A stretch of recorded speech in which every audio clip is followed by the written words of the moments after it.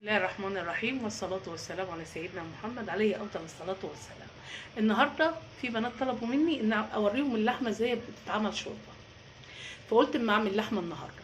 جبت لحمة وسلقتها، غسلتها كويس وبعدين سلقتها، والوقت هشوح. هحط مستكة وحبهان، بصلاية، واحط يعني لو في حته عظمه ماشي للحمه بتبقى جميله، واحط اللحمه،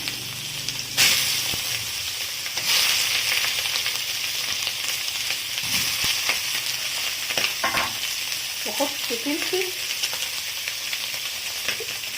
نقطه فلفل صغيره، واحط ملح،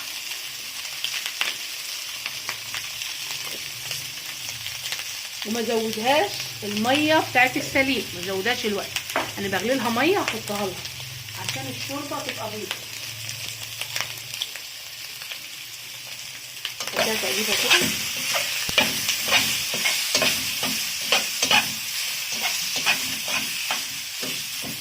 كده شوح. هبدا احط الميه، انا يعني سخنت شويه،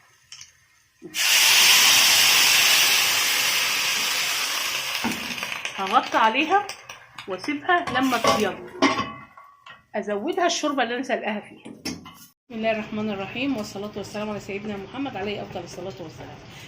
دلوقتي انا هعمل شويه لوبيا جنب اللحمه. اللوبيا دي اللوبيا الناشفه عباره عن جبت نص كيلو لوبيا وسلقته وغسلته، وجبت بصلايه متوسطه وقطعتها، ومعلقتين زيت، وهحط زيت واحط البصله في الزيت، وهحمر البصله زي تحمير المكرونه. شوفوا بقى تحمير المكرونه بيبقى لونه ذهبي يعني الغامق شويه، وتسبكي الطماطم، وبعدين تحط اللوبيا. دلوقتي انا هحمر البصله وهوريكم واحده واحده.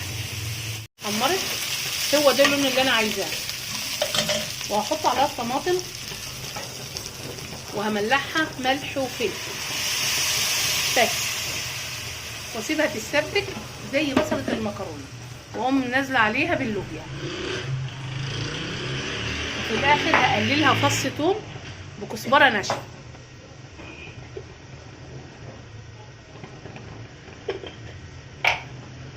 تمام كده. هوريها لكم تاني وانا بعمل لها فص الثوم باللوبيا، فص الثوم بالكزبره.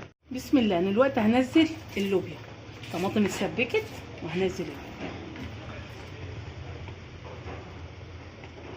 سيبها تتسبك وبعدين اقللها في الاخر بثوم وكزبره واوريها لك.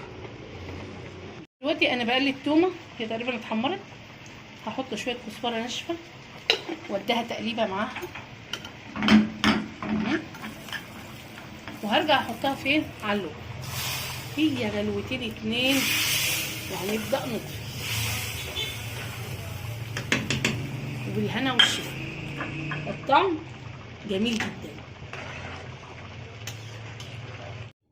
وبكده عملنا غدا كامل. عملنا اللوبيا واللحمه شوربه ورز بالشعريه، ورز ابيض بالشعريه، وبالهنا والشفا. لو عجبتكم الوصفه ما تنسونيش في اللايك والشير واشتراك القناه.